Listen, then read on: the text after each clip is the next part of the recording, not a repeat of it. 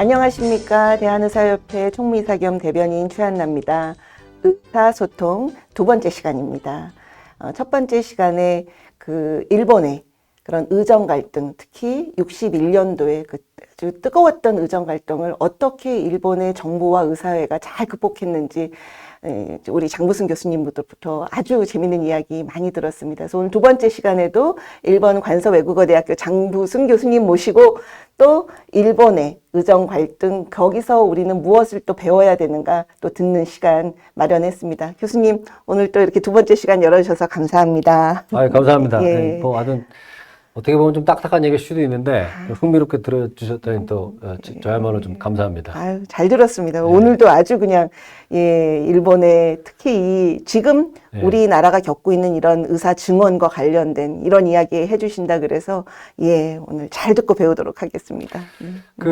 지난번 얘기했던 거는 이제 1961년 네. 일본에서 국민계보험, 전 국민 단일 건강보험 체제가 도입되는 시기를 전후해서 일본의 어떤 의정 갈등이 있었는지, 네. 그리고 그걸 어떻게 일본 사람들은 해결을 해나갔는지, 그걸 좀 말씀드렸고요. 네. 그건 어떻게 보면 이제 1961년이라는 시점을 기준으로 이제 횡단면을 딱 잘라서 그렇죠. 스냅샷을 찍어가지고 좀 분석을 네, 해봤다고 예. 볼 수 있는데, 네.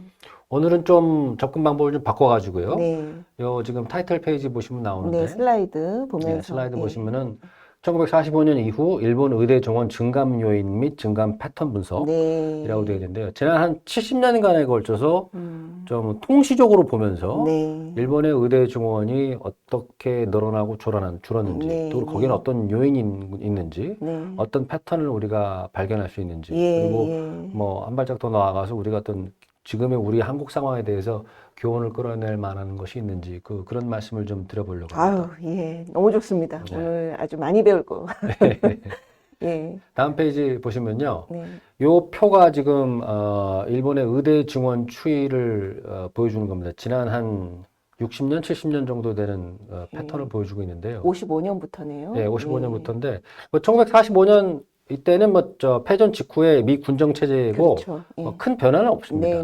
변화는 없는데 이제 그 부분에 대해서는 제가 이제 다음 슬라이드에서도 말씀을 드릴 거고요. 네. 전반적으로 보시면 이 표에도 좀 나오지만은 네. 의대 증원이 크게 늘어난 데가 이제 두 군데가 있습니다. 그러네요. 이쪽에 지금 이제 70년대가 하나가 있고요. 네. 그다음에 이제 쭉 80년대 초 이후로 좀 살짝 줄다가 예. 2010년 전후에서 2000년대 후반쯤 되겠죠? 예. 이때 좀 늡니다. 예. 급격하게 늘어난 부분은 요 이제 두 군데 정도로 볼 수 있고, 예. 그 중간에 요 한 하반세기, 한 25년 정도 되는 기간, 가운데죠. 예. 여기는 좀 완만하게 줄어요. 그러네요. 그리고 지금 요 표에는 이제 자세하게는 안 나오는데 나중에 제가 다른 표로다가 보여드리겠습니다만은 네네. 최근 들어서 사실 좀 줄고 있습니다. 그렇죠. 그러니까 이제 이렇게 의대 정원이라는 것은 정책적인 결정의 결과이기 때문에 그렇죠. 예. 늘어날 때는 늘어나는 대로, 네. 줄어들 때는 줄어드는 대로 네. 이유가 있습니다. 그렇죠. 정책 목표라는 게 예, 있기 때문에. 예. 그러면 그 이유라는 게 뭔지, 그 배경에 어떤 요인들이 있었던 것이냐, 예. 그리고 이 통시적인 분석을 통해서 우리가 어떤 패턴을 읽어낼 수 있는가, 그런 말씀을 좀 드릴 텐데요. 예. 교수님, 근데 그 다음 장 가기 전에 네. 총 9,374명 네. 22년도에 네. 근데 이제 70년대 이렇게 오르고 그때 한번 이렇게 팍 오른 다음에 네. 올랐기 때문에 또 어떤 사회적 이유 때문에 줄었겠죠. 네. 줄고 또 오르고 뭐 지금 최근 줄다 하더라도 이게 거의 뭐 그렇게 많은 폭이 아닙니다. 그러니까 사회적으로 준비 가능하고 수용 가능한 선에서 변화하고 있다는 걸 볼 수 있네요. 그죠? 그렇죠. 이게 네. 일본은 의대 정원을 늘린다 해도, 네. 많이 늘린다 해도요. 그러니까 예를 들어서 지난 40년 동안 네. 일본에서 의대 정원 가장 많이 늘린 게 1년에 8.9% 늘린 거거든요. 그렇죠. 근데 이제 물론 거기도 예외는 있습니다. 이제 70년대를 보면은 그거보다는 좀 더 빠른 속도로 네. 올렸어요. 이제 거기도 이유가 있습니다. 제가 예. 나중에 설명을 드릴 건데요. 예. 다음 페이지로 한번 가보겠습니다. 예. 다음 페이지 보시면은 전쟁 끝나고 직후에 네. 1945년 전쟁이 끝나고 나서 1952년까지 7년간 예. 일본은 미국 군정 치하에서 있었습니다. 예. 그럼 이때의 일본의 의사 수급 체계에서 예. 가장 큰 과제는 뭐였냐면요. 예. 심각한 의사 과잉 문제, 그 다음에 의료 교육 체제 정비 문제에 직면해 있었습니다. 왜냐하면은 네.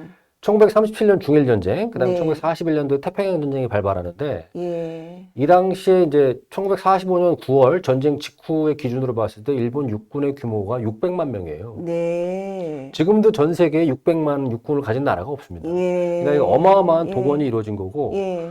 이 군인이 많으면 전장에 나갔을 때 군의관이 필요하잖아요. 그렇죠. 그러니까 이 막대한 군인을 뒷받침하기 위한 군의관들을 만들어야 되는데 그 목적으로다가 군부가 1930년대 후반부터 특히 이제 40년대로 들어가서 더 이제 속도가 빨라지는데 네.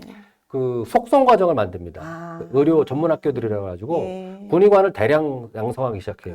참. 근데 전쟁이 끝나고 나서 예. 이 군의관도 의사인데 네. 이 의사들은 그대로 있을 거 아닙니까? 그러니까. 예. 그럼 여기서 의사 과잉 문제가 발생하게 되죠. 그렇죠. 그렇죠. 그리고 전쟁이 끝나고 나서 이 속성으로 만들었던 의료 전문 학교들을 어떻게 할 것인가? 그대로 네. 놔둘 거냐? 예. 예. 근데 그렇게 할 수는 없잖아요. 지금 평시가 됐기 때문에. 네. 그러면 이제 지금은 이제 정상적인 평시 교육으로 돌아가야 되는데 예. 그러려면은 정상적인 의대 교육을 해야 되거든요. 네. 그러면 그걸 어떻게 재정비를 할 거냐? 이제 그 문제가 발생하게 되죠.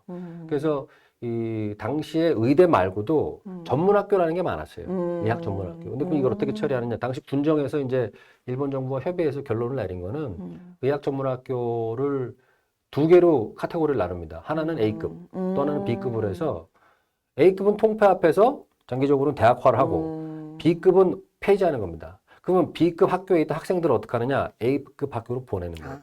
그런 식으로 해가지고 의대 통폐합을 하고 예. 하는 방안이 나오게 되고요. 예. 그렇게 해서 이 1945년도 후반으로 가게 되면은 네. 45개 의대 체제가 등장합니다. 아. 그 의대가 45개로 정리가 돼. 지금 우리나라가 40개입니다. 40개죠. 네, 네. 이게 이제 1945년도 후반에 미 네. 군정 치하에서 예. 45개 의대 체제가 등장하고요. 그다음에 의료 교육 체제 정비 차원에서 네. 예과가 제도화됩니다. 예. 이게 이제 본격적으로 의사 본과 들어가기 전에 네, 네, 2년간 네. 공부한 예과 체제가 예. 등장하고 예. 그다음에 또 이 인턴 제도라는 게 등장합니다. 네, 네. 의료 교육이 내실화라는 네. 측면에서 예. 인턴 제도라는 게 등장하고요. 이게 예. 이 당시에 1945년도 후반 네, 네. 전쟁 직후에 일본 의료계가 직면한 과제 그리고 그걸 예. 해결해 나가는 방식이었습니다. 네. 다음 페이지를 보시면요. 그러면 1950년대에 가면은 일본의 의사 공급 체제는 어떤 과제를 가지고 있었느냐? 이때 이미 그 일본의 후생성이 적정 의사 수가 어느 정도냐라는 고민을 하기 시작해요. 그래서 그 당시 나온 그 보고서를 보면은 1950년대에 들어가게 되면은 일본의 후생성은 1,000명당 1명 정도의 의사가 적당하다. 라는 생각을 하고 이 당시에 이제 의대 통폐합을 통해서 45개 의대의 의대 정원이 대략 한 3,000명? 3,000명 좀 안 되는 정도 수준? 그 정도였는데 이 적정 의사 수를 1,000명당 1명으로 봤을 때는 이 의사 정원이 너무 많다라는 생각을 했던 거죠. 예. 그리고 또 이때 이 무슨 문제가 발생하면 이미 이때 이제 일본어로는 의사 편제라고 그러는데 우리말로 하면 의사 쏠림 현상이죠. 그렇죠. 대도시로 몰리고 무의촌이라는 이제 말이 등장하고 의사가 없는 마을이 있다. 뭐 이런 문제의식이 생겨나게 되는 거죠. 그래서 이것들이 이제 1950년대 일본의 의사 공급 체제의 과제로서 이제 등장을 하게 됩니다. 그런데 그렇게 해서 이제 1950년대 후반부터 준비가 시작이 돼서 1961년 체제에는 제가 지난번에도 말씀드렸다시피 국민계보험, 그러니까 모든 국민이 의무적으로 가입하는 Universal Healthcare라는 게 등장하게 되는데 이 이후의 과제는 무엇이냐? 이거를 이제 그 구체화하기 위해서 후생성에서 1963년도에 의료제도 조사회라는 걸 구성해요. 그래서 거기서 이제 보고서가 나오는데 여기서 이제 어떤 결론이 나오냐면은 의료 개념 자체가 확대되고 있다. 이제 일본이 고도 경제 성장기로 접어들잖아요. 그렇죠. 소득이 올라가게 되면은 의료에 대해서 원하는 게 많아집니다. 국민들의 눈높이가 달라지죠. 그렇죠. 전에는 이게 뭐 의료의 대상이라고 생각하지 않았는데 이건 의료적으로 이제 처치를 받아야 되고 서비스를 받아야 된다는 생각이 등장하고 질병 구조도 변합니다. 사람이 이제 경제 수준이 삶의 수준이 올라가면은 전에는 없던 병들도 등장하거든요. 맞죠. 그리고 61년도에 국민계보험이 등장하니까 이제 보험 적용 대상자가 늘어났잖아요. 그렇죠. 거기서 의료 수요가 급격하게 증대하게 됩니다.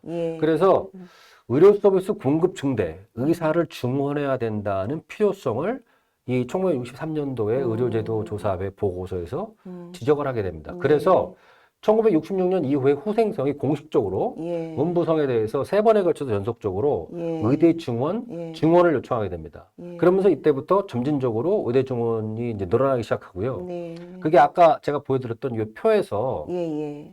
60년대 여기 네. 해당하는 부분입니다. 60년대 예. 후반. 보시다시피 60년대에도 예. 그 이후에 70년대에 비하면 이제 기울기가 좀 낮긴 하지만은 의사 그렇죠. 수가 좀 늘고 있죠. 네, 네, 네. 네, 이제 그 상황이었던 거고요. 이게 지난번에 얘기하셨던 그 61년에 그 저 개보험 시작하면서 그런 의정 갈등과 또 그런 의사들의 리더십, 그 탁월한 우리 회장님 이런 것이 막 맞물려 가던 시기에 여러 가지 증언 문제나 그런 개보험 문제나 이런 것도 그냥 급속도로 같이 진행이 됐겠군요. 그렇죠. 그때 네네. 이미 1960년대 이미 고도 네. 경제 성장기로 접어들고 예. 그 생활 수준이 올라가면서 또 국민개보험이라는 새로운 제도가 도입되고 하면서 네. 의료 수요가 막 폭증한다. 그러니까 예. 이거에 맞춰서 의대 정원 늘려서 의사 예. 공급을 늘려야 된다는 식의 네. 인식이 확산되고 예. 그것이 실제로 의대 증원에 이렇게 반영이 된 겁니다. 그렇죠. 예. 예. 그 70년대로 넘어가게 되면요. 네. 이걸 하나 좀 말씀을 드려야 되는데 그렇게 해서 1965년도에 네. 아키타 대학 의학부가 만들어집니다. 아키타 현이라고 이제 일본의 이제 북부 네네네. 네. 혼슈의 서북부에 있는 아키타 현이라고 있는데 네. 아까 45개 의대 체제가 만들어졌다고 그랬잖아요. 네. 예. 근데 그게 거의 한 20년 가까이 그대로 가다가 예. 처음으로 의대가 신설되는 것이 1965년입니다. 65년에. 예. 왜냐하면 이제 그 의대 정원, 그러니까 의사 공급을 늘리기 위해서는 기존 학교의 기존 의대의 정원을 늘리는 것뿐만 아니라 의대 자체 수를 만들어야 된다. 예. 라는 문제의식이 이제 싹 트기 시작하는 네. 거죠. 그 결과가 예. 1965년에 아키타 대학 의학부였습니다. 예. 예. 자, 그러면 70년대 가면 어떤 문제가 생기냐면요. 예. 70년대 1970년부터 소위 말해서 벽지 문제가 등장합니다. 네. 뭐 도서라든가 예. 아주 그 궁벽한 시골 네, 이런 네, 거죠. 벽지라고 그러는데 네. 이런 곳에 의사가 없다. 이런 네. 것들이 점점 늘어나고 있다는 이 사회적 문제가 강하게 제기되기 시작하죠. 저때 벌써. 그렇죠. 예. 그래서 이때 이제 후생성이 이때 대책을 발표하는데 네. 이때도 적정 의사 공급 수를 이제 네. 계산해서 1985년까지 네. 그러니까 이때 1970년을 기준으로 보면 15년 뒤가 되겠죠.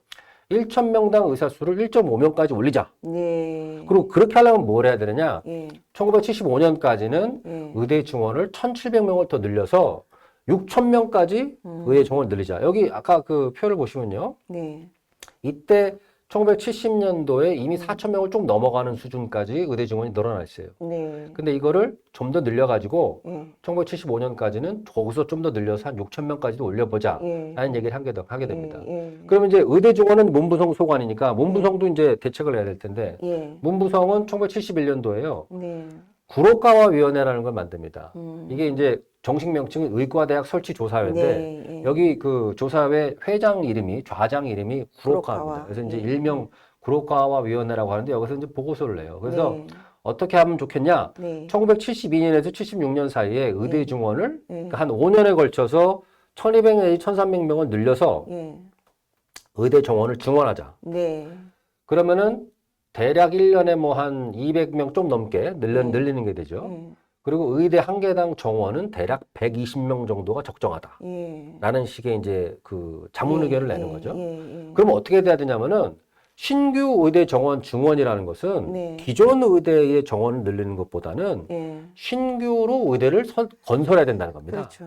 그리고 여기서 이 보고서에서 또 무슨 의견을 내냐면요. 네. 이것은 주로 국공립대 의대를 신설해야 된다는 얘기를 합니다. 그렇죠. 그 얘기는 뭐냐면 민간에 맡겨둘 것이 아니라 정부가 직접적으로 재정을 맞아요. 투입해서 네. 의대를 신설하는 방식으로 예. 의대 정원을 늘려야 된다는 겁니다. 예. 그러니까 이거는 사실은 최근에 우리나라의 의대 정원 증가와는 완전히 다르죠. 다르죠. 의대 정원 기존의 의대에 그것도 특정 의대에 이제 정원을 몰아주는 네, 방식으로 네, 하고 예.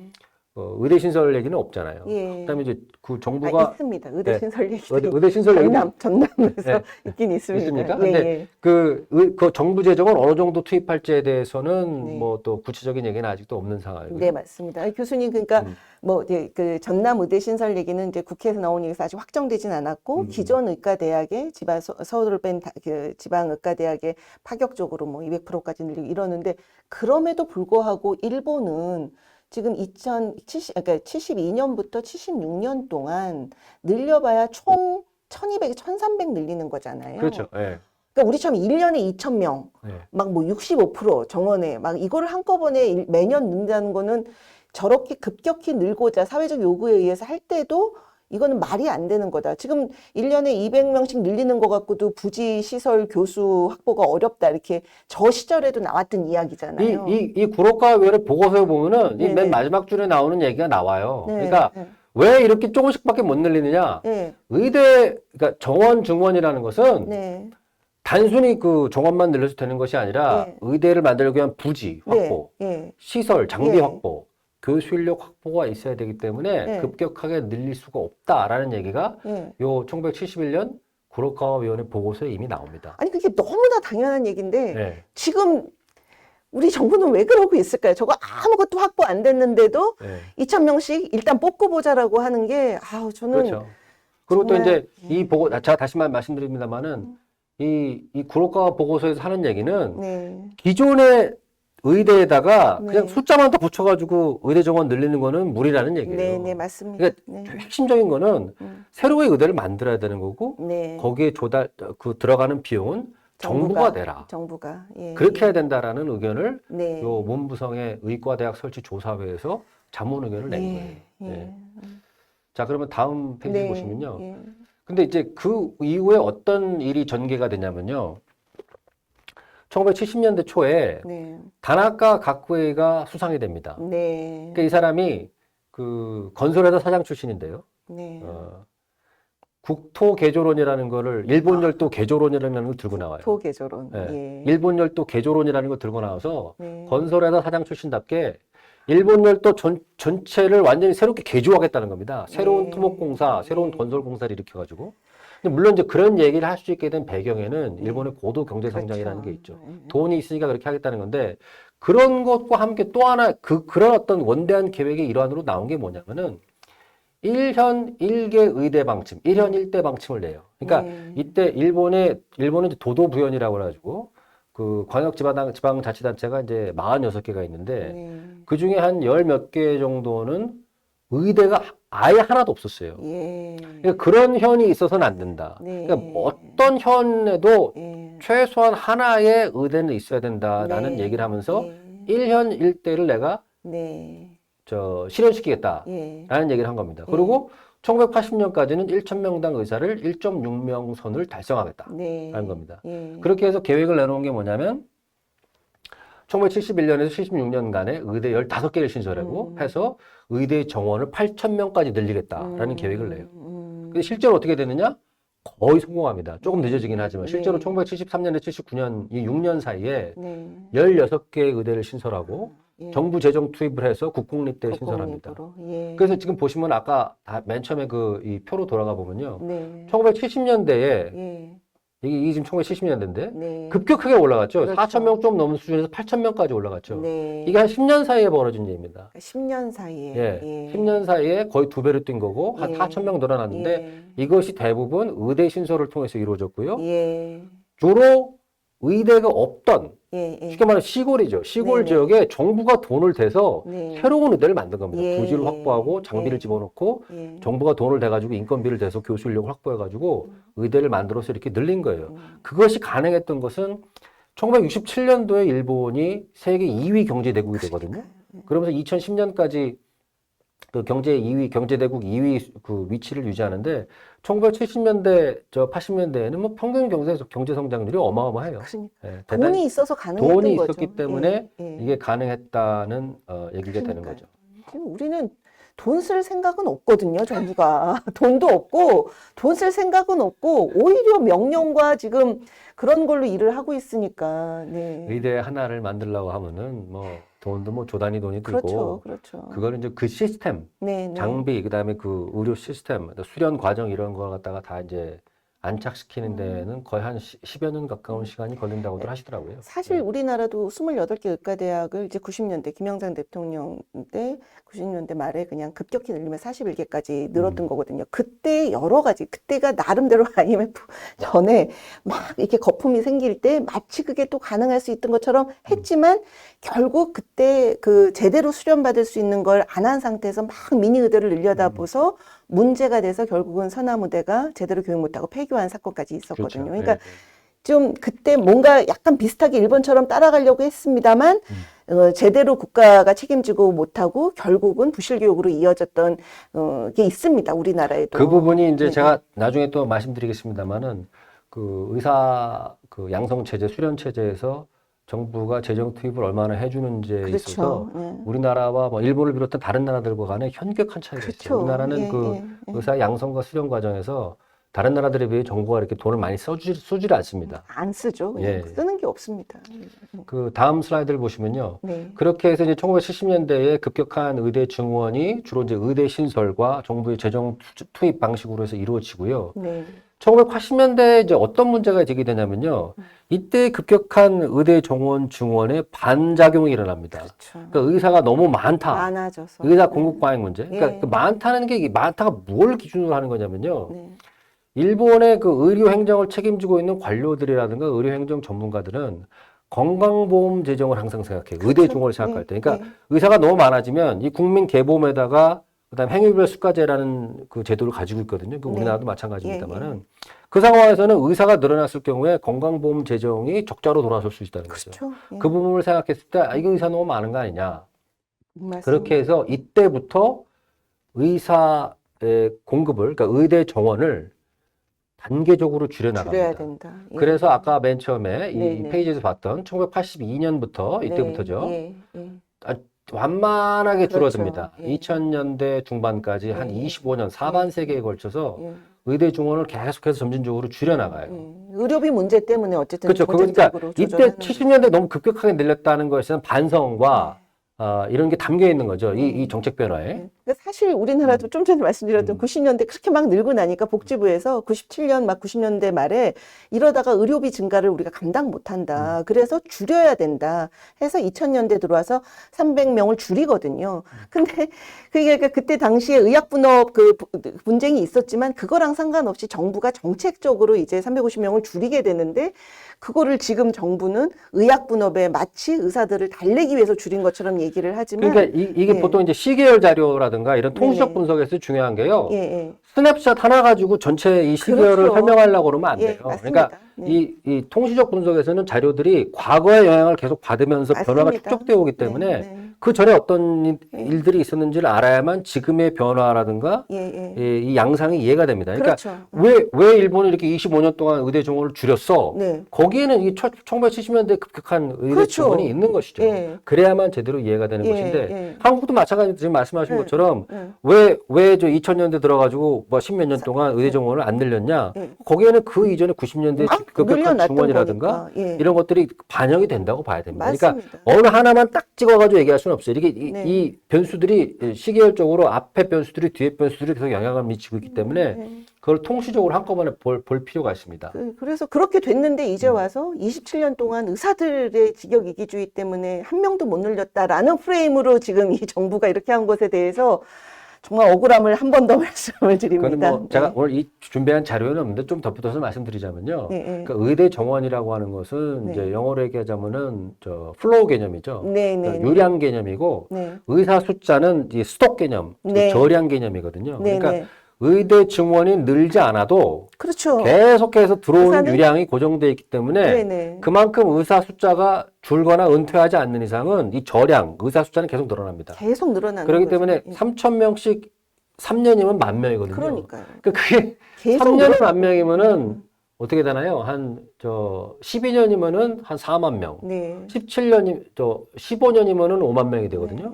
그렇기 때문에 지난 한 10몇 년 사이에 의사들 숫자가 의대 정원이 고정되어 있음에도 불구하고 거의 2배 가까이 늘었습니다. 그렇죠. 그러니까 사실은 의대 증원이 고정되어 있다는 것과 의사 숫자가 늘지 않는다는 것은 완전히 다른 개념이기 얘기죠. 때문에 그렇죠. 의대 증원이 그 유량이 고정되어 있다 해도 줄어드는 양의 변화가 없다면은 줄어드는 양이 늘지 않는 이상은 맞습니다. 이 저량 의사 숫자는 계속 늘어나게 됩니다. 이제 그런 걸 국민들이 장부승 교수님 말씀을 꼭 들으셔야 됩니다. 정부 말보다 정확하신 장부승 교수님의 말씀을 예, 다시 슬라이드로 좀 돌아오면요. 그렇게 해서 1980년대에 이 적정 의사 공급량에 대한 고민이 다시 시작이 되고 그래서 82년 이후에 의사 공급을 줄여나갑니다. 의대 정원을 줄여서 한 4반세기에 걸쳐서 의대 증원을 완만하게 줄여 나가고요. 네. 그럼 그렇게 해서 2000년대 이후에 어떻게 됐느냐? 네. 2005년도에 네. 일본이 전후 최초로 네. 인구가 그렇죠. 줄어듭니다. 네. 네. 이게 상당히 그 충격적인 예. 현상으로 받아들여지는데 네. 인구가 줄 수 있다는 거. 지금 우리나라가 그러고 네, 있는 그렇죠. 거죠. 예. 이제 그 이후에 좀 뭐 왔다 갔다 반등이 있다가 다시 이제 감소 추세로 돌아서는데 이게 어떤 충격을 줬냐면요. 네. 이때 또 그 같이 일어나는 일들이 있어요. 그러니까 우리 그 흔히 말하는 응급실 뺑뺑이 또는 뭐 구급차 출산, 그 응급차 안에서 출산한다든가 뭐 이런 그 저때 일들이 있었군요. 실제로 이때 그 언론에 보도되기 시작합니다. 네. 그러면서 예.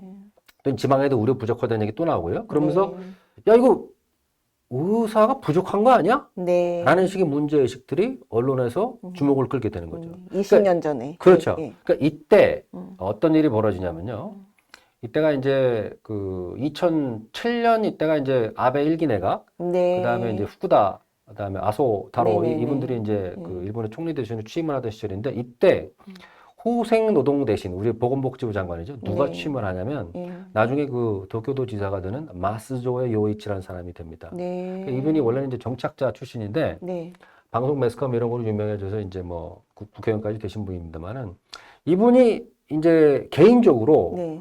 상당히 강한 신념을 가지고 있었어요.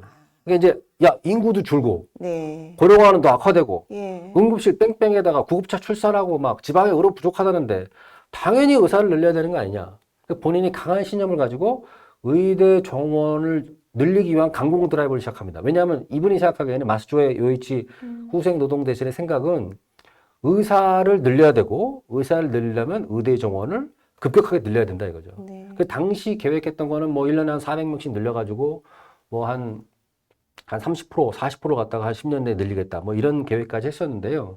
지금 우리 상황과 너무 비슷합니다. 그죠? 이 이거 마스조이라는 사람이 갖는 그 개인적인 영향력. 네. 이 대단히 중요했던 겁니다. 그 어떻게 보면 장관이 갖는 예. 일본의 정치 시스템에서 장관이 갖는 그 영향력이라든가 이런 게 되게 중요하다고 볼 수도 있고 당시 어떤 이 분위기상으로도 네. 인구 주네, 네. 고령화가 대단히 심각하네, 네. 응급실 뺑뺑이 있네, 뭐 구급차에서 차를 애를 낳는단 말이야, 뭐 예. 이러면서 사회적인 분위기상으로도 예. 야, 뭔가 좀 이거 해야 되는 거 아니냐라는 예. 식의 그 의견이 이제 팽배하기 시작을 하는 거죠. 그래서 마스조의 장관이요. 그러니까 당시에도 이제 이때 이미 그 의사 수급을 논의하는 후생성 산의 여러 자문 기구들이 있는데 마스조이가 나중에 퇴임하고 나서 예. 그 회고록 비슷하게 이제 인터뷰를 한 게 있어요. 네네네. 거기 보면은 예. 자기가 어떻게 의사들을 설득했느냐. 예. 자기 시간을 투입했다는 거예요. 네. 그러니까 후생 노동 대신이 되면 무지하게 바쁘거든요. 네. 장관이 뭐 바쁘죠. 예. 근데 그 의사 수급, 의대 정원 문제 논의하는 자문위원회에 자기가 직접 참석해서 네. 처음부터 끝까지 계속 앉아 있었다는 겁니다. 예. 그러면서 기회가 되면 자기가 얘기도 했다는 거예요. 예. 아, 지금 이런 문제들이 있는데 의사 부족하지 않느냐, 의사 늘려야 된다라고 하면서 거기에 참여한 의사라든가 의료행정 전문가들 자기가 적극적으로 설득하려고 했던 겁니다. 그게 바로 강공 드라이브입니다. 그러니까 네. 마스조의 장관이 자기가 장관이니까 뭐 내 말 들어, 명령을 할 거야, 뭐 이거는 이렇게 안 하면 안 돼라는 식으로 한 건 아니에요.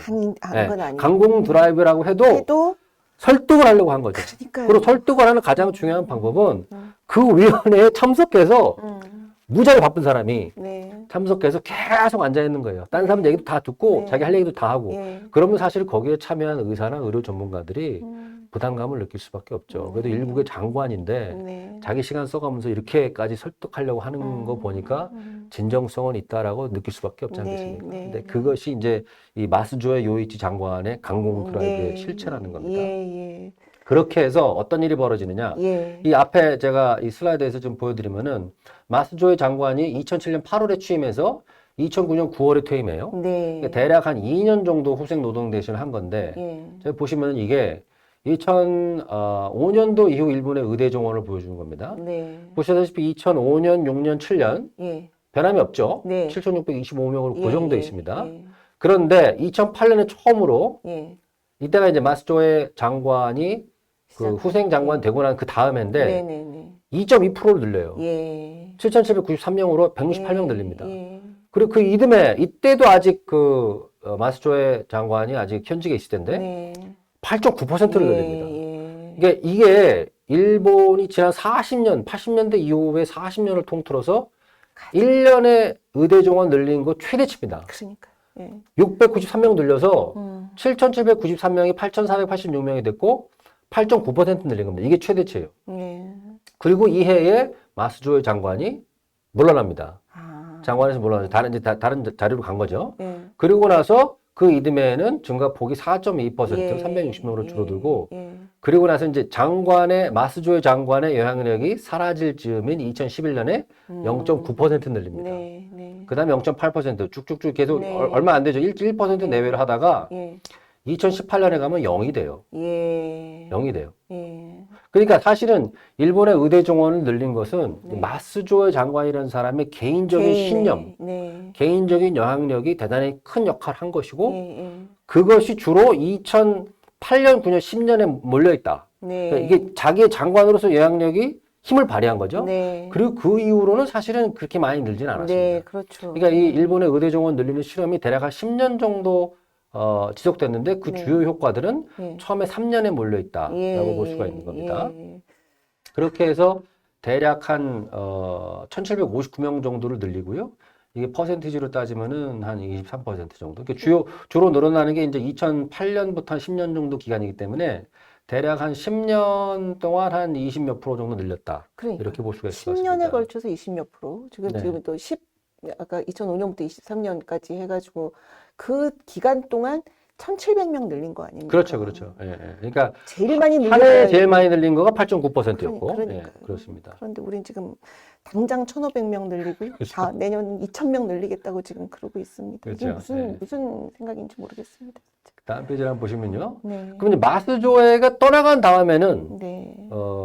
후생성을 떠난 다음에는 의사 공급 체계가 어떻게 됐느냐? 이 재정비에 나서죠. 왜냐하면은 네. 마스조의 장관이 현직에 있을 때부터 네. 그때도 이미 일본의 후생성 관료들이라든가 민간의 의료행정 전문가들이라든가 의사단체들은 이거 의사 수 이렇게 너무 급격하게 늘리는 거는 위험하다. 위험하다는 얘기는 아까 말씀드렸다시피 건강보험 재정을 그렇죠. 네. 어느 정도 투입해야 되는지 감당이 되는지 안 되는지를 검토할 필요가 있다. 네. 안 그러면 이거 잘못하면 적자로 돌아설 수 있다. 네. 이런 식의 이제 우려들을 했던 것인데 예, 예. 그때는 마스조의 장관이 너무 이거 신념을 가지고 막 드라이브를 거니까 예.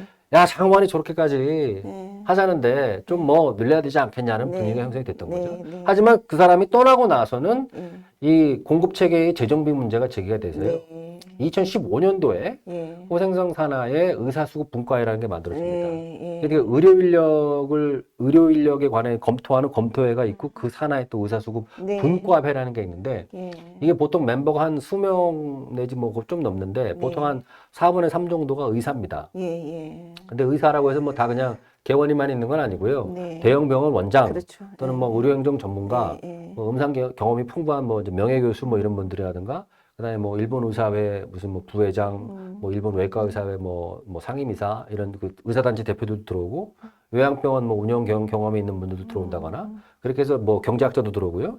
다양한 분들로 이제 구성이 되어 있는데 여기서 주로 이제 그 의사 그 수급 문제를 논의하게 됩니다. 여기 그래도 어쨌든 4분의 3이 의료 전문가가 참여하는 거죠. 4분의 3이 예. 면허를 가지고 있는 그렇죠. 정식 의사가, 의사죠. 정식 의사가. 네. 근데 개원이는 아니에요. 개원이는 개원이는 이제 아니지만, 거의 예. 몇 명 안 되고 대부분이 그 대학병원 네. 그 학장 네네. 아니면은 뭐 대형병원 원장 그렇죠. 예. 아니면은 뭐 이 그 특정 분야의 어떤 명망 있는 예. 유명한 교수님, 이게 명예교수거나 아니면 은퇴하기 직전에 있는 예. 교수님 또는 뭐 이 아까 말했던 그 의사단체를 대표해서 그렇죠. 들어오신 분들 그래도 4분의 3이. 4분의 3이 예, 이제 예. 보통 한 의사 4분의 3 정도가 의사고요. 네.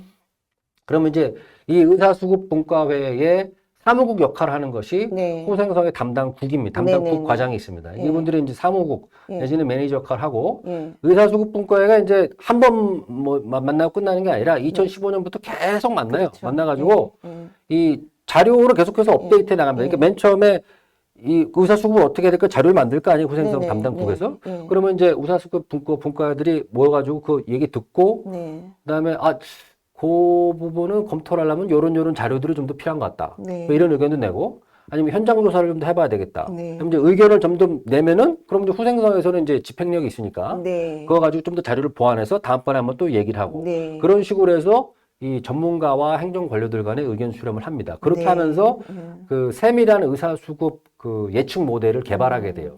이걸 보면 이것도 다 이제 그 인터넷에 공개가 돼 있는데 네.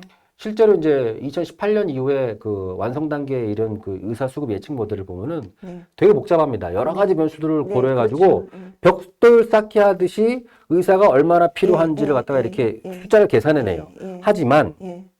꼭 전문가 아니더라도 그냥 인내심을 가지고 꼼꼼하게만 읽어보면 한 20페이지 정도? 그 정도 되는데 읽어보면은 납득이 다 돼요. 예. 왜 예를 들어서 뭐 한 100명 늘려야 된다, 500명 늘려야 된다 할 경우에는 왜 이 정도를 늘려야 되는지, 예. 뭐 500명 줄여야 된다, 뭐 100명 줄여야 된다고 할 때는 왜 그렇게 결론에 이르는지를 자료를 자세히 꼼꼼하게 읽어보면은 납득이 됩니다. 예. 납득이 되는 그런 자료를 만들거든요. 그러니까 이 일본의 의사수급 분과와 호생성에서 의사공급 문제에 접근하는 방식이 뭐냐면요.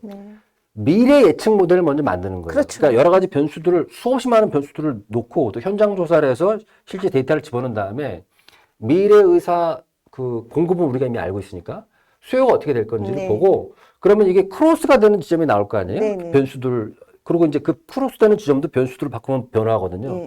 그럼 그렇게 해서 언제쯤에 이게 의사가 수요를 초과할 것인가 공급이. 그러면은 그거를 가지고 리버스 엔지니어링 역계산을 하는 거죠. 예. 그러면 지금 그것에 근거해서 현재의 의료 공급량을 그러니까 의사 공급량을 어떻게 해야 될 것인가를 결정하는 그런 식의 논리 구조를 가지고 있습니다. 그러니까 그렇게 해서 결정이 됐으면 지금 우리나라도 이렇게 의사들이 전 직역이 반대하지 않습니다. 그런 거 없고 그 보고서 그 정부가 근거로 한 보고서 쓴 저자들도 자기는 그런 뜻이 아니었다고 부인하고 있는데 그냥 만 나누기 5 해서 2,000명 당장 하자. 저는 사실은 저런 바로 옆에 일본에 배울 만한 저런 그가 있었는데 선례가 있었는데 왜 우리 정부가 이러고 있는지 좀 더 듣겠습니다. 제가 답답한 마음에 이 호생성 웹사이트에 가보면요 매번 이 의사수급 분과의 회의가 열릴 때마다 그러니까 그 사무국 역할하는 호생성 담당국에서 만든 자료 다 올라와 있어요. 그래서 다운로드해서 다 볼 수 있고요. 그다음에 그 업데이트 돼가는 과정도 다 볼 수 있습니다. 그리고 그 회의록이 있어요. 그래가지고 여기에 참여한 그 멤버들 이름이 다 실명이 나옵니다.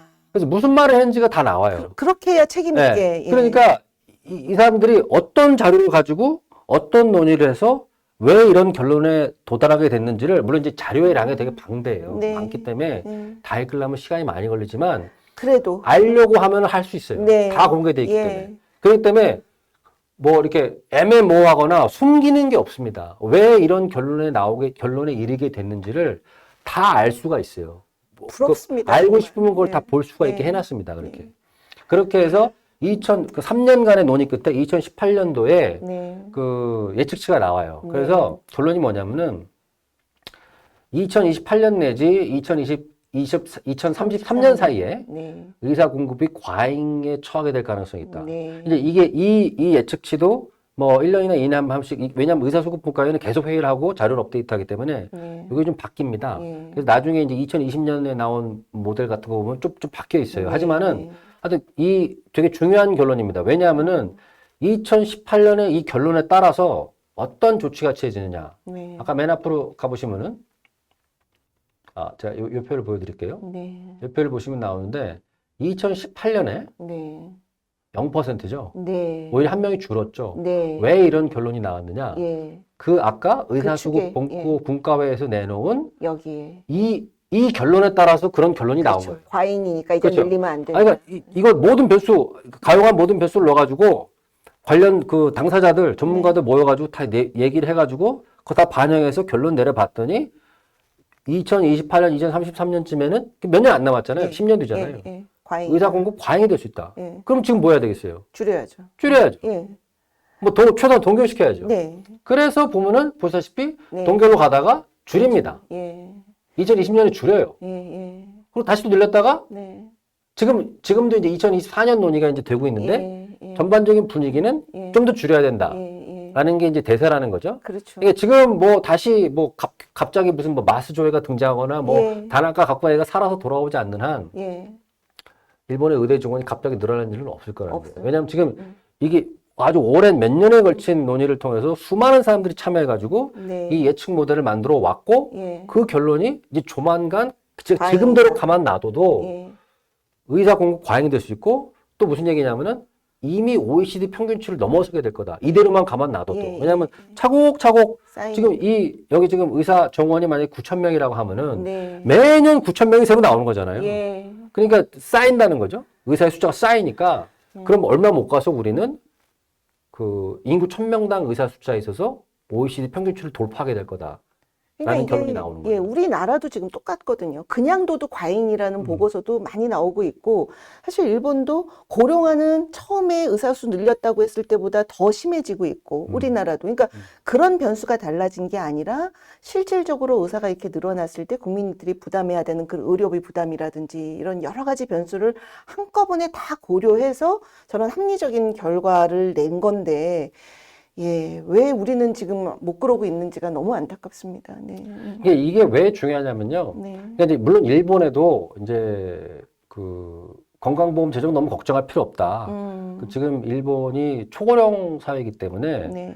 그 의료 수요가 폭발하고 있고 의료 공급 부족하다고 주장하시는 분들도 있어요. 예. 하지만 일본의 언론이라든가 학계의 대다수의 의견, 그 다수 의견은 네.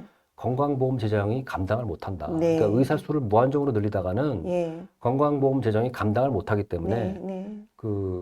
이 의사 수를 적절한 선에서 조절해야 된다라는 예. 의견이 그 다수파입니다. 다수파 의견. 예. 근데 지금 요 2,000명 늘리기 전에만 해도 이게 없었어도 그냥도도 건보 재정은 2028년이면은 지금 마이너스로 쓴다는 게 이미 되어 있었거든요. 매년 3,000명이 계속 늘잖아요. 네. 3,000명이 그러니까 이미 건보 재정이 지금 이대로는 안 된다라고 된 상태에서 2,000명을 늘리면서 복지부에서는 의사 수가 는다고 그 비용이 늘지 않는다. 그런 그러니까 근거는 없다. 물론 한국의 보건복지부는 나름대로 또 뭐 이유가 있어서 그런 주장을 한다고 볼 수도 있겠지만은 최소한 일본에서는 네. 의사 수를 급격하게 많이 늘릴 경우에 건강보험 재정에 부담이 된다는 것이 네. 의사 수를 조절해야 된다는 가장 중요한 그렇죠. 예. 오원 논리 중에 하나이고 맞습니다. 그것이 언론이라든가 의료행정 전문가라든가 임상에 있는 의사들 사이에서 상당히 그 광범위하게 그렇죠. 정설로 받아들여지고 그렇죠. 있어요. 예. 아니, 그건 정설이 맞습니다. 그런 상황이고 그렇기 때문에 이런 논의들이 나오는 겁니다. 그렇죠. 의사수급 예, 분과에서 예. 미래 예측을 하고 네. 공급광이라는 문제의식이 생겨나고 그렇기 때문에 역산을 해서 현재로 왔을 때 수급 예측치에 근거해서 현재로 와서 현재의 의사 수급을 조절해야 된다는 그렇죠. 문제의식이 나오는 거죠. 예. 그래서 다음 페이지를 보시면요. 네. 이 표가 바로 이제 2018년도에 네. 그 의사 수급 분과회가 결론을 내렸던 그 근거가 되는 표입니다. 여기 이제 표를 보시면은 네. 여기 이제 그 세 가지 지금 그래프가 따로 나오는데요. 그러니까 네. 의사의 노동 시간에 대한 가정, 네. 그다음에 그 외래 환자의 추이, 외래 환자 숫자에 대한 추이에 대한 가정 예. 두 가지를 이제 변수를 갈아 꼈을 때 네. 그 그래프가 바뀝니다. 네. 그러니까 지금 여기서 만약에 의사 노동 시간이 주 80시간 이상이고 의사가 일을 많이 한다는 거죠. 네. 의료 공급량이 늘어나겠죠. 예. 그다음에 외래 환자는 증가율이 지금보다 막 0.9 정도 된다. 그러니까 네. 의료 수요는 많지 않다는 네. 거죠. 그럴 경우에는 케이스 3이 돼요. 수요 예. 케이스 3. 예. 수요 케이스 3이 여기입니다. 예. 그러면 2018년도에 이미 크로스가 일어났어요. 네. 균형에 있기 때문에 네. 지금 이제 더 이상 뭐 의사 수 안 늘려도 그렇죠. 된다는 결론이 나오고. 예. 근데 이거는 약간 비현실적인 가정이에요. 왜냐하면 이때 80. 이미 이제 일본이 그 일하는 방식 개혁이라고 그래가지고 예. 의사는 물론이고 모든 근로자들의 그 과잉 노동을 좀 조절해야 된다고 해서 줄이자. 일하는 시간을 줄이자는 이제 네, 의견들이 네. 막 나오고 있을 때라서 예. 수요 케이스 2를 보시면은 여기서는 의사의 노동 시간을 주당 60시간으로 보고 외래 환자의 경우에는 뭐 그대로 유지가 될 거다라는 네. 식으로 봤을 때는 그때는 지금 2028년에 네. 크로스가 일어난다고 돼 있어요. 네, 이때 네. 공급 과잉으로 넘어간다는 얘기고 네. 수요 케이스 1을 봤을 때는 의사의 노동 시간이 주당 55시간 네. 그다음에 외래 환자 배율이 지금보다 1.1배 좀 늘어난다는 얘기죠. 네. 네. 그럴 경우에는 지금 이제 수요 케이스 1이 여기이기 때문에 예. 2033년쯤에 가서 의사 공급이 과잉으로 돌아서게 된다라는 결론이 나오게 됩니다. 하여튼 이게 이 가정치를 어떻게 집어넣느냐에 따라서 결론이 조금 다르죠. 바뀔 수 있긴 한데 전반적인 이 대세는 뭐냐면은 과잉이다. 지금 상황을 그대로 놔둬도 그렇죠. 의사 공급량을 그대로 놔둬도 이제 머지않아 몇 년 못 가서 의사가 너무 많아지는 현상이 벌어진다. 건강보험의 재정에 부담이 된다. 라는 결론을 이루었고 그 결론에 따라서 이런 정책 결정이 나온 거죠. 2018년에. 그러니까 여기 우리나라도 변화가 일어난 거죠. 예, 똑같거든요. 그냥 네. 둬도 지금 과잉일 상황이거든요. 인구는 급속히 일본보다 더 급속히 줄어들고 있고 네, 네. 의사들은 매년 3,000명 이상 쏟아져 나오고 있고 그런데 여기다가 지금 2,000명씩 매년 더 늘리겠다고 하는 게 이게 지금 어떤 재앙으로 다가올지.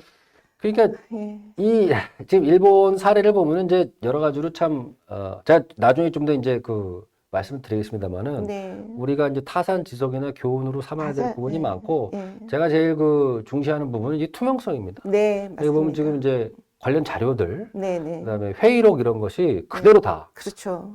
이제 공개가 돼 있기 때문에 예, 예. 누구든 9월 읽고 만약에 이견이 있으면 또 의견을 제시할 수 있어요. 네, 네. 자기의 의견을. 예. 물론 뭐 한 사람이 의견 제기한다고 뭐 예. 국가의 정책을 바꿀 수는 없겠지만은 네, 네. 뭐 언론인이든 뭐 저널리스트든 누구든지 간에 뭐 다 보고 네.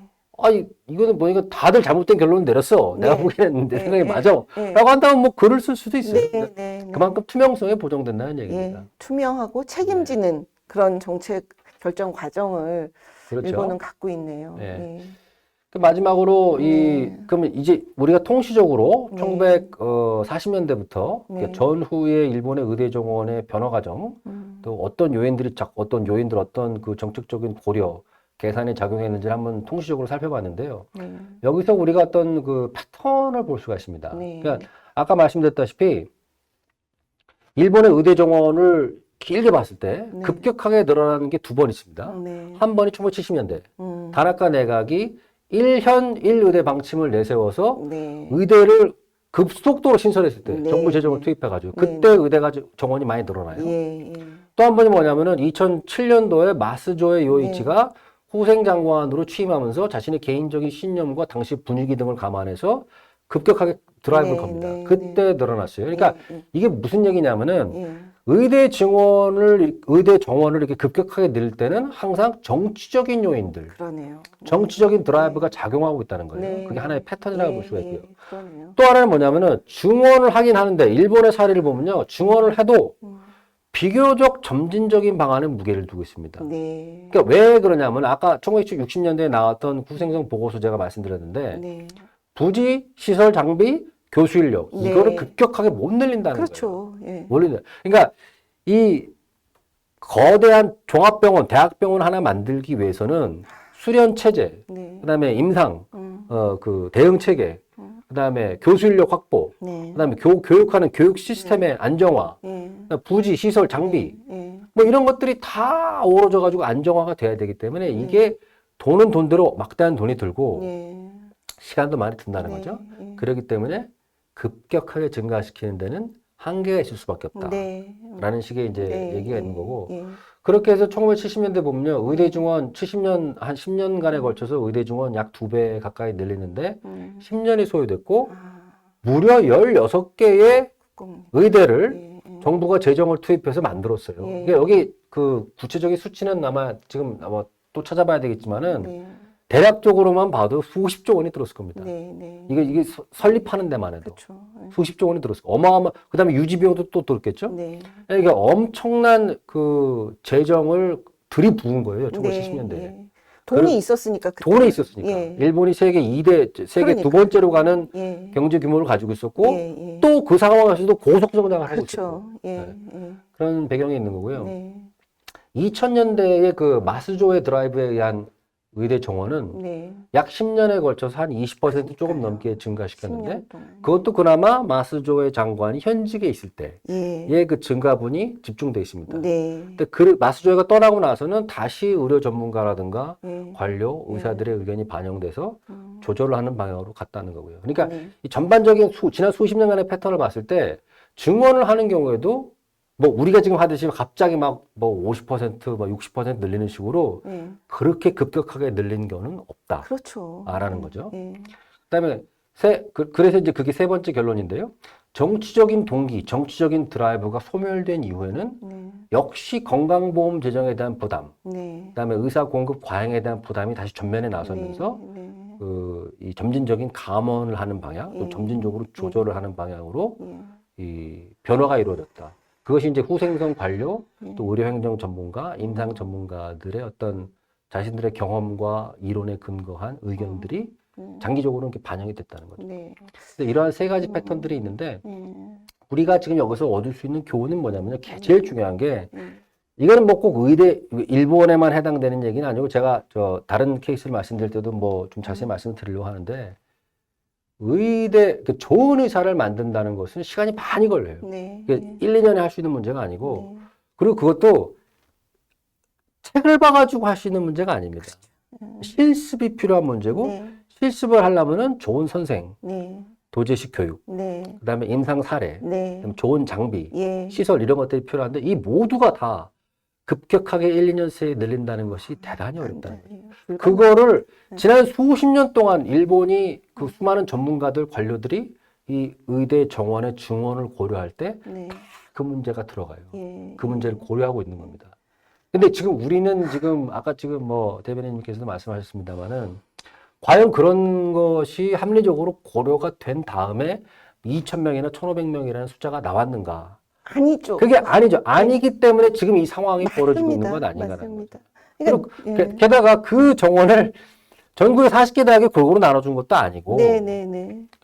뭐 정확하게 뭐 이유가 뭔지 밝히지도 않는데 네. 특정 대학들에 몰아줬단 말이죠. 네네네. 그럼 과연 이거를 어떤 식으로 감당을 할 것이냐? 네. 과연 불과 한 반년 사이에 네. 부지, 시설, 장비, 임상 사례, 교수 인력을 어떻게 확보할 수 있는 것인지에 대해서는 지금 아무도 설명을 제대로 못하고 있다. 아무도 설명 안 하고 정부가 거기에 대해서 무슨 돈을 어떻게 쓸지에 대해서도 전혀 나오고 있지 않습니다. 그렇죠. 그러니까 또한 그게 바로 두 번째 교훈인데요. 네, 네. 바로 돈의 문제. 네네. 그러니까 의대 정원을 급속히 늘린다, 많이 늘린다고 하는 것은 막대한 비용이 소요돼요. 맞습니다.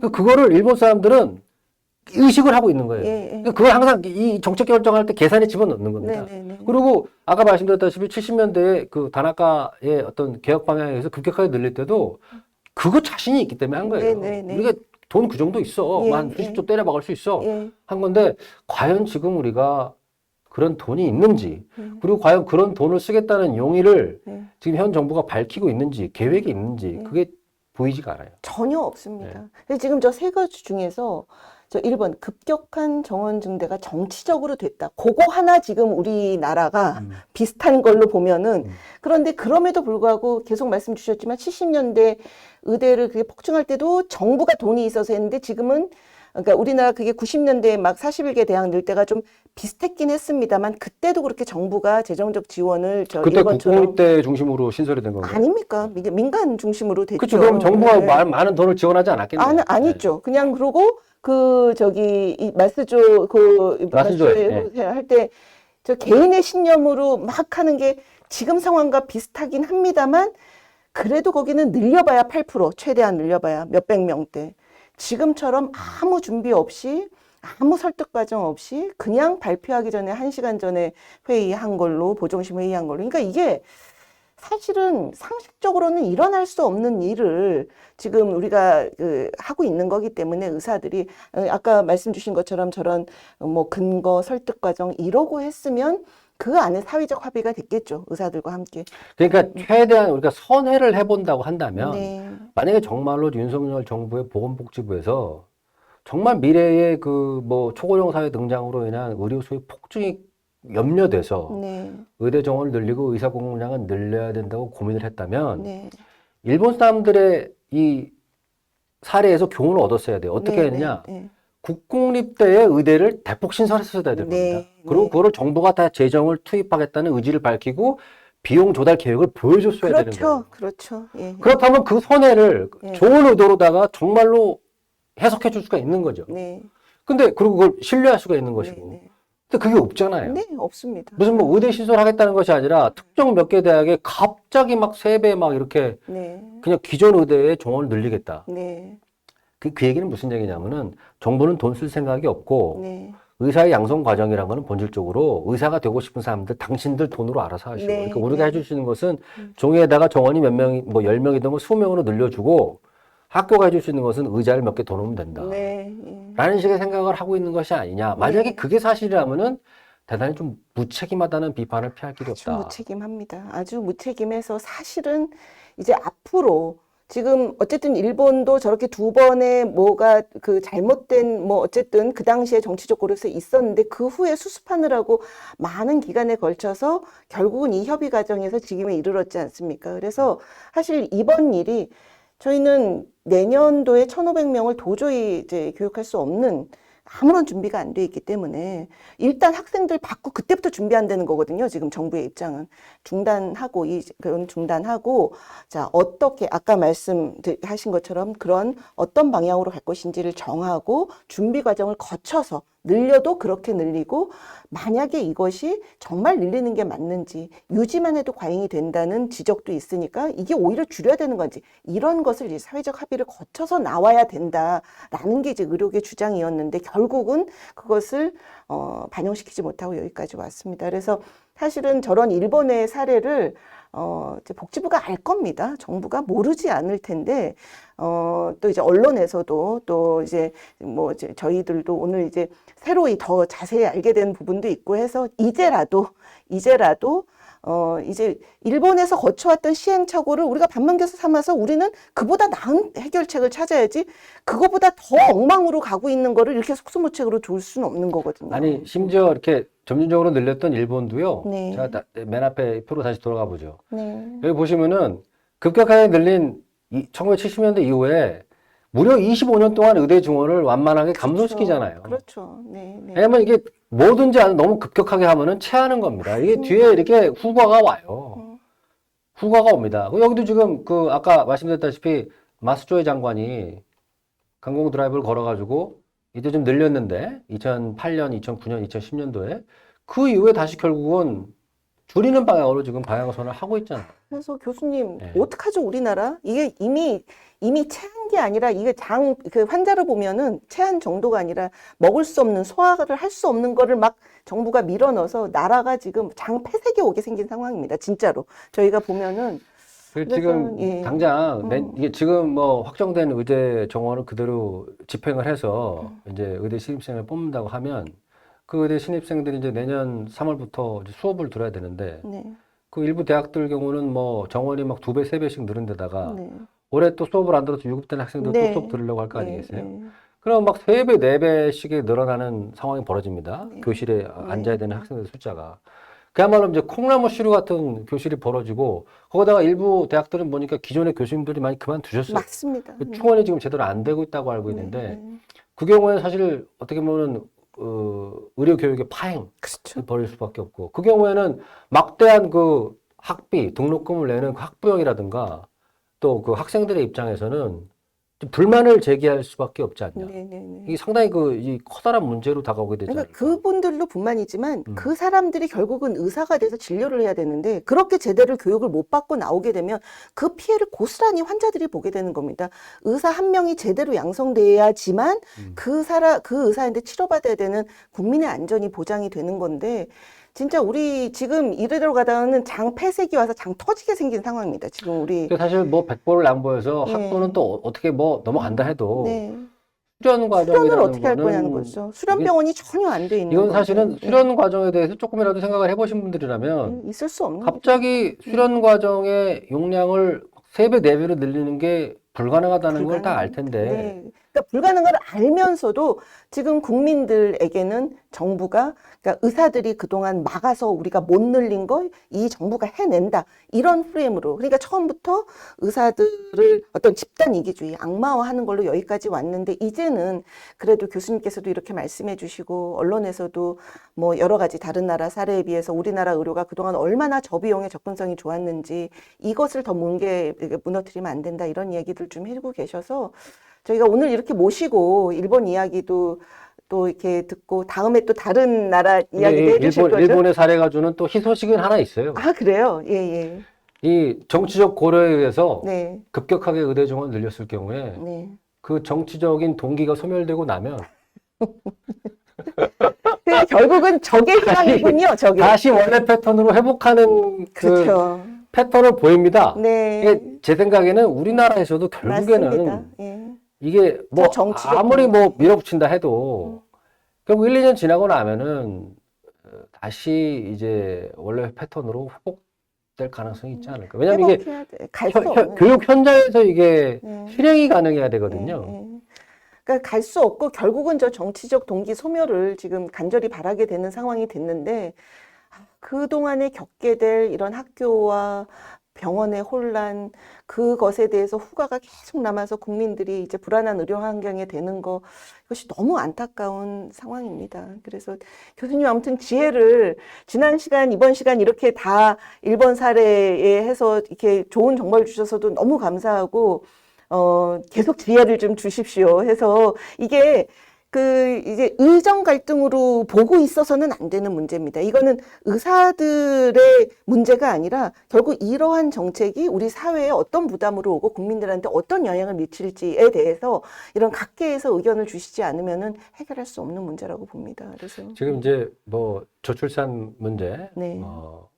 고령화 문제 이게요. 뭐 한국에서 지금 상당히 심각한 문제라고 하는데 한국만 그런 게 아니에요. 지금 그렇죠. 유럽도 그러고 뭐 중국도 그러고 대만도 그러고 뭐 다 비슷합니다. 그래서 사실은 이 저출생과 이 고령화 문제가 결합됐을 때 이 부양률의 급격한 증가, 그러니까 젊은 사람들이 부양에 대한 사람들의 숫자는 점점 많아진다는 거죠. 네, 그렇죠. 그럼 이거를 어떻게 앞으로 그 대응해 나가야 되느냐가 되게 대단히 중요한 사회경제적 과제로 등장합니다. 우리나라만이 아니라 그렇죠. 전 세계 그 선진국 모든 나라에서 이미 과제로서 등장하고 있는데 그 가장 커다란 부분이 바로 이 의료 시스템의 개혁, 그렇죠. 재정비 문제예요. 예, 맞습니다. 그 문제를 앞으로 우리가 해결해 나가려고 하면은 그냥 뭐 단순히 뭐 짧은 생각 무슨 뭐 의사가 뭐 좋고 믿고 뭐 이래 가지고 하는 게 아니라 여러 가지 데이터를 놓고 이 지금 일본의 의사 수급 분과회가 몇 년에 걸쳐서 수없이 많은 회의를 반복하고 자료를 업데이트하고 데이터를 새로 갈아 끼고 하면서 결국에 이제 결론을 내게 되는 진화하는 과정이 있잖아요. 사실은 우리도 그런 과정을 지금이라도 빨리 시작해야 됩니다. 이번에 이렇게 된 김에 시작해야 됩니다. 그걸 지금 도와주시러 오셔서 너무 감사드리고 다음에 또 어떤 얘기 다음 오늘은 제가 이제 그 일본의 케이스를 가지고 좀 통시적인 분석을 해드렸고요. 지난번에는 제가 1961년이라는 그 스냅샷을 띄워서 횡단면을 한번 분석을 해봤고요. 다음번에는